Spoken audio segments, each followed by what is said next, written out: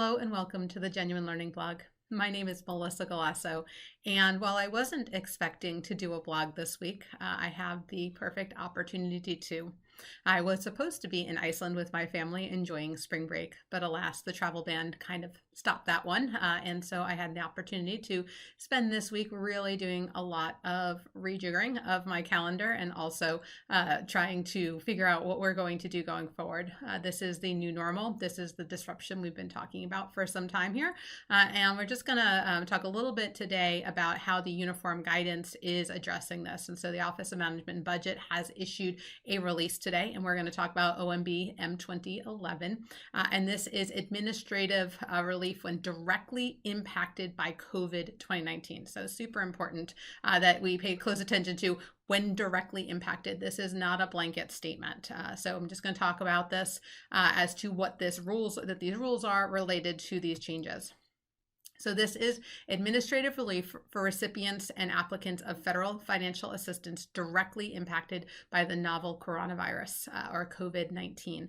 This was issued on March 9th, and as you're probably aware, there's this lovely virus that is spreading and has caused a lot of worry in the United States. As a response to that, the federal government has set aside funds specifically to handle this crisis. And OMB is providing short-term administrative, financial management, and audit requirement relief due to this. And it is permitted under the Uniform Guidance Section 200.102, which is exceptions. And in the Code of Federal Regulations, in the Uniform Guidance, there is a way for the Office of Management and Budget to make these types of class of transactions and class of awards to have these types of exceptions. However, there's a lot of misunderstanding about this. The GAQC actually had to put out an alert. It is only allowing federal agencies to grant class exceptions where their purpose of the federal award is to carry out research and services necessary to carry out the emergency response related to COVID-19. This is not a blanket response. This is not something that says, okay, we don't have to do our single audit this year. That is not what we're saying. It is only for certain recipients, so not a blanket waiver, and it's typically the $9 billion that the House issued in emergency appropriation for coronavirus preparation and response. So if you do not have clients who are working on this, then this won't apply to you.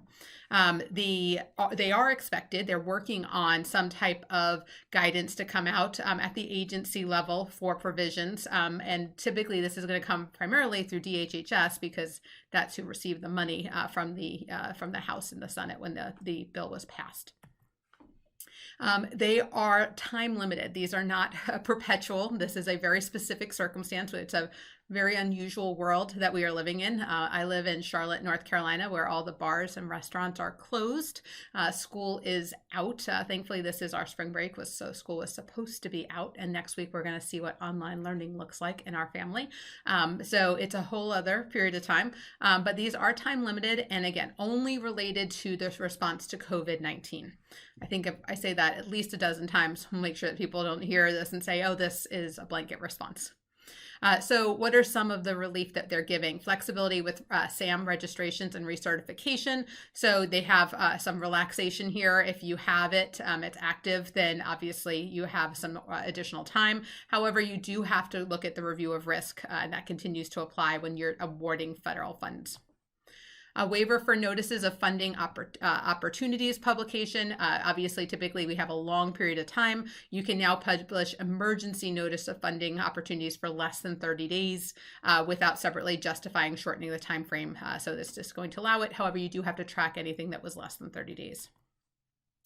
Pre-award cost, obviously, if you are working in this area, we are taking, it takes time to issue these. So awarding agencies can allow necessary pre-award cost from January 20th through the public health period and prior to the effective date of the award. So it takes some time for the award to actually get to you from January 20th until the end of this period, and prior to whenever you get this actual award in your hand, those can be considered allowable cost.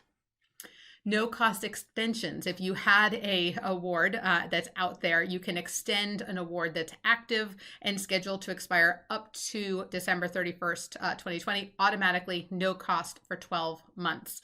So this will allow us some time for assessments, resumption of our normal projects and activities. It is project specific, and financial and performance reports will be due 90 days following the end of the extension. So if it was going to expire, you get the extra time. You have your reporting 90 days after the extension date, but you do actually still have to do all the filing.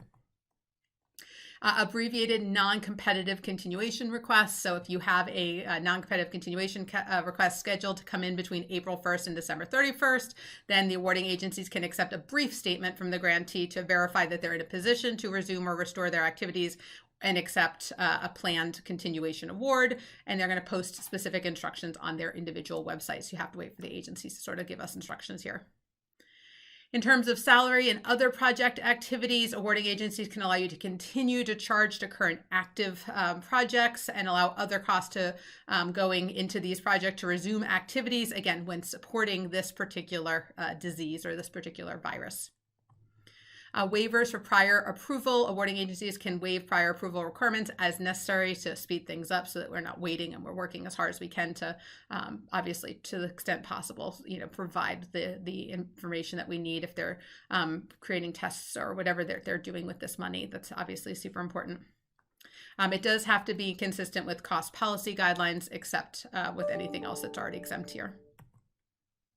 Exemption for procurement requirements, geographic preferences, and contracting small and minority businesses, women's businesses, and labor surplus can be waived during this time. So a lot of times it's harder to find a woman-owned business or a small business to during these periods where you really need it. Those can be waived during this extension period. Exemption of financial and other reporting. This is the one that people keep coming back to and saying, oh, everyone has a blanket additional time. That's not the case. Awarding agencies can allow recipients to delay submission of financial and other reports up to 3 months beyond the normal due date. However, they do have to be obviously submitted. And if you allow that, they can continue to receive funding during that period of time. But again, you have to be related to the actual virus. And the extension of the single audit submission, right? So agencies now can allow the report of the single audit up to 12 months beyond the normal due date. And then, so whatever your normal due date is plus 12 months, and you would still qualify to be a low risk auditee. Typically, if you file late, you can't qualify to be a low risk auditee. This would not deem to be late because they get an automatic extension here. So typically the deadline for June 30, 2019 would be March 31st of 2020. So if we are trying to get these done and we want people to be actively working on finding a cure or providing tests or whatever it is that they're doing with this money, we want them to be able to work on that and not worry so much about reporting, single audits, et cetera. So they get some additional time to file with the FAQ.